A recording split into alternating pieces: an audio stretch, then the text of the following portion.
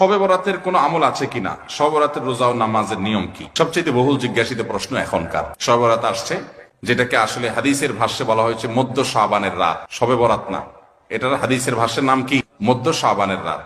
এই মধ্য শাবানের রাত বা মধ্য শাবানের রজনী, এই রাতে যেটাকে আমরা শবে বরাত বলি, এই রাতের নামাজের নিয়ম কয় রাকাত পড়তে হবে, কোন রাকাতে কোন সূরা কতবার পড়তে হবে, এটা বহুল জিজ্ঞাসিত একটা প্রশ্ন। এবং এ ব্যাপারে আমরা অনেকে জানি যে শবে বরাতের রাকা নামাজে এত রাকাত পড়তে হবে, সেখানে সূরা কুল হুয়াল্লাহ ইখলাস এতবার পড়তে হবে, ইত্যাদি ইত্যাদি। লাইলাতুল কদর ছাড়া অন্য যে সমস্ত রাতের ফজিলত আছে, এর মধ্যে 10টা রাতের কথা আল্লাহ তাআলা শপথ করেছেন, ওয়াল ফাজরি ওয়া লায়ালিন আশর। সে 10টা রাত হলো জিলহজের প্রথম দশক। খবরও নেই আমাদের দেশে মানুষের, যে রাতগুলোর শপথ আল্লাহ কোরআনে করছেন, কত ফজিলতপূর্ণ, কিন্তু জিলহজের প্রথম দশকের রাতের কোন বিশেষ ফজিলতের কথা আমরা কয়জনে জানি? যাই হোক, মধ্য শাবান রজনীর কথা আমরা বেশি জানি, শুধু না সবচেয়ে বেশি আমরা এ রাতে ইবাদত বন্দেগীর চেষ্টা করি। সবচেয়ে বেশি চেষ্টা তো হওয়া উচিত হলো লাইলাতুল কদরে। এর পাশাপাশি যদি কেউ মধ্য শাবানের রাতে আল্লাহ তাআলার ক্ষমা লাভের চেষ্টা করে, সেটা দর্শনীয় না, সেটা জায়েজ। এই রাতের এতটুকু ফজিলত অবশ্যই প্রমাণিত যে আল্লাহ রাব্বুল আলামিন এই রাতে হিংসুক ছাড়া, মুশরিক ছাড়া বাকি মানুষগুলোকে সাধারণ ক্ষমা ঘোষণা করেন। অতএব এই রাতের একেবারে কোনোই ফজিলত নেই, ব্যাপারটা সেরকম না।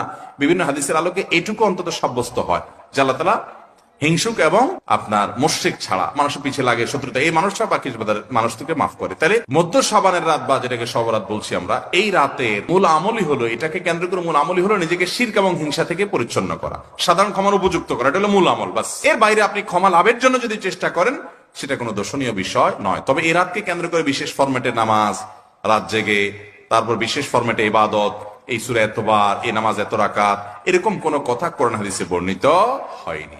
এগুলো আমরা মন গড়া বানিয়ে নিয়েছি। এবং যদি এরকম কোন ফরম্যাট আমরা ঠিক করে নিয়ে সেভাবে ইবাদত করাটাকে আমরা এ রাতের আমল, শরিয়া সিদ্ধ আমল মনে করি বা সুন্নাহ আমল মনে করি বা কোন নির্দিষ্ট আমল মনে করি, তাহলে বেদাতে পর্যবেসিত হবে। অতএব বাড়াবাড়ি এবং ছাড়াছাড়ি এই দুইটাই আমাদেরকে পরিহার করতে হবে। যতটুকু আছে ততটুকু আমরা আমল করব এবং এসে আমল অনুযায়ী আমরা চলার চেষ্টা করব। শবে বরাতে সবচেয়ে বেশি মানুষ মসজিদে কেন ভিড় জমায় বলেন তো? শবে কদর বেশি ফজিলতপূর্ণ না এই রাত? শবে কদর কোন তুলনা আছে শবে কদরের সাথে কোনটা? কিন্তু শবে কদরে কি এত মানুষ ইবাদত বন্দেগী করার চেষ্টা করে শবে বরাতে যত করে? কারণ মিষ্টির জন্য বলে, খারাপ বলেন নাই এই জন্য যায় না, এটা পুরোপুরি সঠিক না। এত অভাব পড়ে না যে সারা রাত মানুষ মসজিদে পড়ে থাকবে একটু মিষ্টি একটা প্যাকেটের জন্য, আমার মনে হয় না। আমার যেটা মনে হয়, সবচেয়ে বেশি মানুষ এ রাতে ইবাদত বন্দেগীর চেষ্টা করে, কারণ মানুষ মনে করে এ রাতে ভাগ্য নির্ধারণ হয়। অতএব এক রাতে ইবাদত বন্দেগী করে যদি সারা বছরেরটা ফাইনাল করে ফেলতে পারি, মন্দ কি? এই হলো মূল কাহিনী। আল্লাহ তাআলা আমাদেরকে বিশুদ্ধ পদ্ধতিতে ইবাদত বন্দেগী করার তৌফিক দান করুন। তাহলে ভাইরা আমার, মধ্য শাবানের রজনীতে আমরা আল্লাহ তাআলার কাছে ক্ষমার উপযুক্ত হওয়ার জন্য, হিংসা শিরক থেকে মুক্ত হওয়ার চেষ্টা করব। ক্ষমা পাওয়ার জন্য প্রচেষ্টা আমাদের থাকবে, কিন্তু ওই যে বেদাতি পন্থায় বিশেষ ফরমে ঠিক করে ইবাদত, নামাজ, হালুয়া রুটি খায় মানুষ। হালুয়া রুটি কেন খায়? সারা দেশে অনেক জায়গায় এখনো এটা হালুয়া রুটি ওই দিন বানাবে মানুষ। হালুয়া রুটিটা কেন হয় বলেন তো? বলে যে নবী সাল্লাল্লাহু আলাইহি সাল্লাম উহুদের যুদ্ধে তার দন্দান মুবারক শহীদ হয়েছে, এই জন্য উনি শক্ত খানা খাইতে পারতেন না, হালুয়া খাইতেন, এই জন্য আমরা হালুয়া খাই।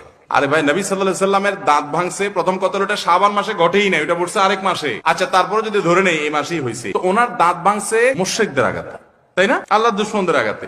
তো কাফেরদের আঘাতে, দাঁত ভাঙাতে উনি হালুয়া খাইছে বলতেছেন, যদি এটার কোনো ভিত্তি নেই, বোগাস কথা। তো আপনি ভালো দাঁত নিয়ে হালুয়া খাচ্ছেন কোন শরমে?